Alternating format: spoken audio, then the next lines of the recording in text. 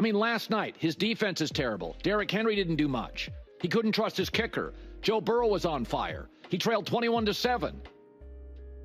And he won the game. Now I would just like to introduce y'all to the man, the myth, the legend, the MVP frontrunner. If anybody else got to say something different about that, then come see me. When Lamar Jackson declared for the NFL draft, he was a Heisman-winning quarterback who was being asked to try out at wide receiver. Prepared to prove all of his doubters wrong, he bet on himself, and now 7 years later, the Ravens phenomenon is chasing the greatness of Tom Brady and Peyton Manning. There might be one other quarterback right now that is playing at Lamar Jackson's level, but one more MVP would put him on the same playing field as Tom Brady in a third of the amount of games. So how did Lamar Jackson go from a doubted college QB to a potential 3-time MVP? Well, I've got some plays to show you. His first MVP came in that electric sophomore season in 2019, a year in which he threw for 3,492 passing yards and 37 touchdowns, while rushing for another 1,349 yards and 7 TDs on the ground. He was untouchable that year, the best there was, and became just the second unanimous MVP in the history of the game. He also joined Michael Vick as the only two quarterbacks at the time to clear 1,000 rushing yards, while also putting on a show in the pass game. That's unheard of, but Lamar is different. The 2023 MVP featured less rushing yards, although still just 25 shy of 1,000, which is wild in itself. Lamar cleared 4,000 passing yards for the first time in his career, with rookie Zay Flowers as his primary pass catcher. And now in 2024, looking to go back-to-back for the prestigious award, Lamar is changing the game once again. He's working with a career-high completion percentage, and through just 11 games, had almost matched the 27 touchdown passes that he threw as the MVP just the year before. So what's so special about him? Why is he so hard to shut down? He can't be that good of a passer, right? He just runs a lot. He's a scrambler. No. Let's roll back the tape to week 5, Paycor Stadium road game against the rival Cincinnati Bengals. The Ravens got Zay Flowers the football early, and I saw a lot of these quick outs to him while watching the film. Zay is exceptional after the catch, and after making this video, I truly believe that he belongs in that category with the league's elite. He's always open, as you'll see a little later on in the video. Then on the very next play, the Ravens run 2 seam routes out of a heavy formation. Both Isaiah Likely and Charlie Kolar are on the field together in a multi-tight end set, something they've done throughout the season. Kolar runs up the far side numbers, and this throw from Lamar is so perfectly placed that he never has to break stride. He drops it right into his hands, allowing him to maintain his speed, taking that catch all the way down inside the 5-yard line. I have always respected Lamar as a quarterback, but I couldn't believe what I was watching in these games with just how accurate he is. This isn't a scrambling quarterback who's making it work from the pocket. This is an elite pocket passer who's also capable of 1,000 rushing yards. In other words, he's a unicorn.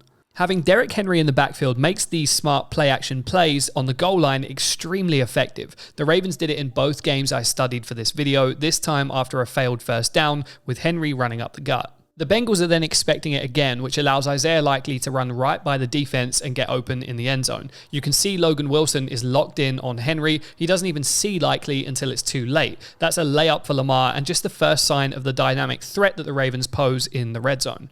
Now, of the things I noticed the most on these tapes, and I'll point it out throughout these clips, Lamar's poise and calmness on his dropbacks is right up there. When he makes this throw, he's standing in his own end zone with pressure bearing down, but it never alters his control. Now, his release is unreal. I love it, and you can see it in the way Jaden Daniels plays too, but with such a snappy release, Lamar knows he can be patient, waiting for his guys. With that pressure bearing down, he makes this exceptional over-the-shoulder throw to Mark Andrews, moving the offense 30-something yards down the field and away from their own goal line. But again, look how accurate that ball is. It's just beautiful to watch him throw the football. Forget the scrambling ability and the athleticism. I could watch him stand in there and do this all day. And he does. And he did in the 2 games that we're watching. But then, of course, he can do this, and the insane combination of the two just has to give defensive coordinators real trouble sleeping before their games against Lamar. He's lightning fast on these designed runs, and accounting for both Derrick Henry and the potential that Lamar might do this at any moment, no thank you.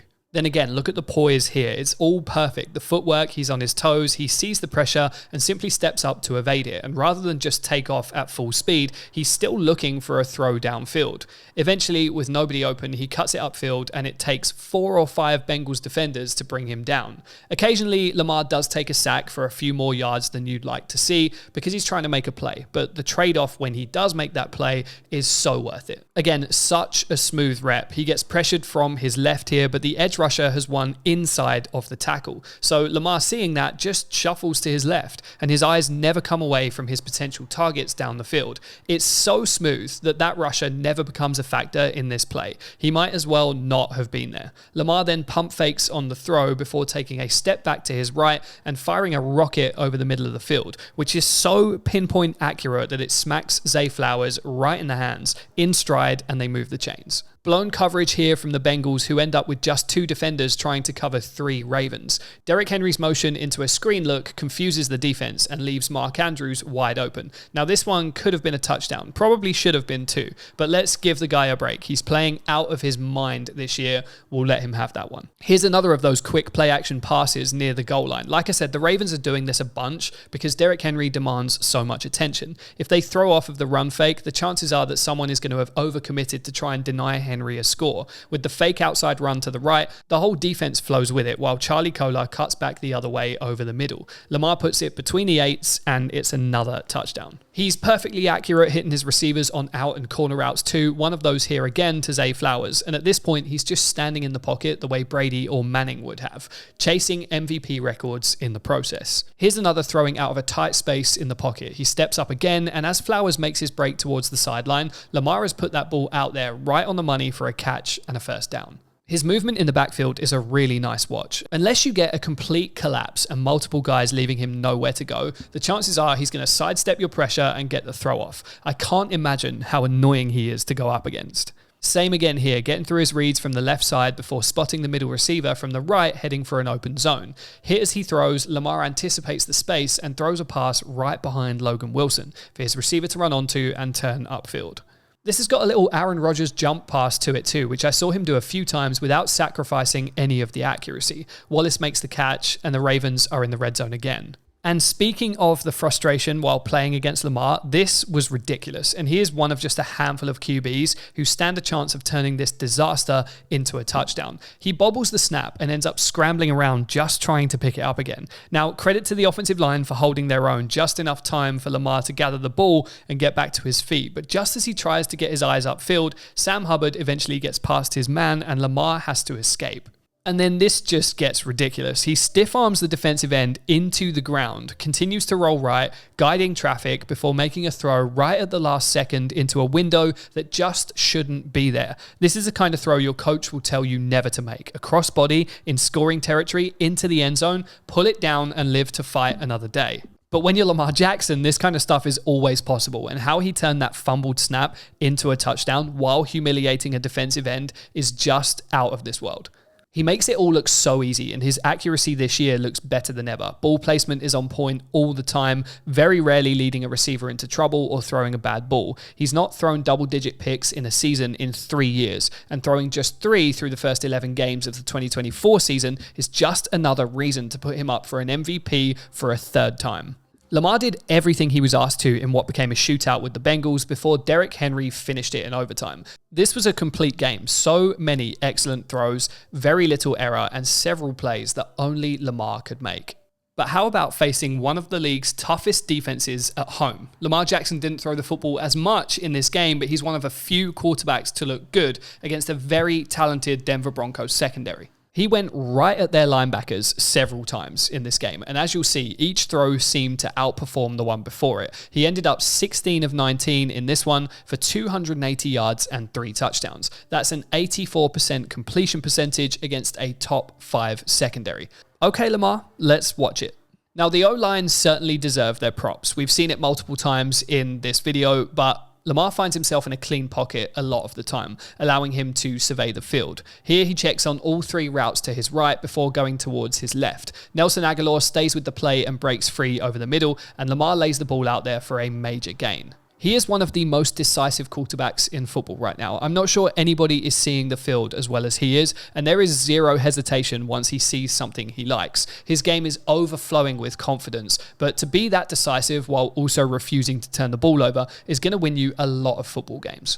The Ravens did a great job of spreading out the Broncos' defense in order to open throwing lanes. Justice Hill's route here forces Pat Surtain to make a decision, and he ends up almost trying to cover both. Lamar sees the receiver sit down in the space and completes it. Surtain is going to close that gap fast, and if that throw is even a half second late, there's a chance that he jumps it. So it's a good ball from Lamar to get it in there. But this is where he really started testing those linebackers and throwing all over the Broncos' impressive defense. It's a play-action pass to Zay Flowers and a ball that goes right over the fingertips of the Broncos linebacker. Not only that, but I always love the detail in these plays. Like, watch that linebacker bite for just a couple of steps on the Henry handoff. If he doesn't do that, this window to throw just isn't there. But Lamar throws an absolute dime right over his outstretched hand into stride for Zay Flowers so he can pick up more yards after the catch. You won't see a much better ball than that over the middle of the field. Then he did it again, and arguably it's a better ball, which makes me look a fool in a hurry. This time it's man coverage, and Zay Flowers does a great job at the top of his route to gain a step on his defender. The crosser the other way clears out the linebackers, but Lamar still needs to make sure that this throw takes that DB out of the play. Just as he throws it, a defender breaks through the line, so this throw comes with almost both feet off the ground at an adjusted angle. Considering the pressure and the man defender, that's a sensational throw. And once again, Zay Flowers makes a big play. Alright, not bad on two big throws, but how about a third one? Same game, same defense, same receiver, only this time the result is a touchdown. If 55 was 3 inches taller, he'd have had 2 picks, but he's not. And Lamar has pinpointed 2 throws right over his hands for a couple of really impressive completions. That is an absolute dot to Zay Flowers, which is equally impressive from both angles. Now, of course, the rest is all the former Boston College product making plays after the catch. But for Lamar to fit that ball in there between coverage down the field is stunning. He is absolutely playing MVP football.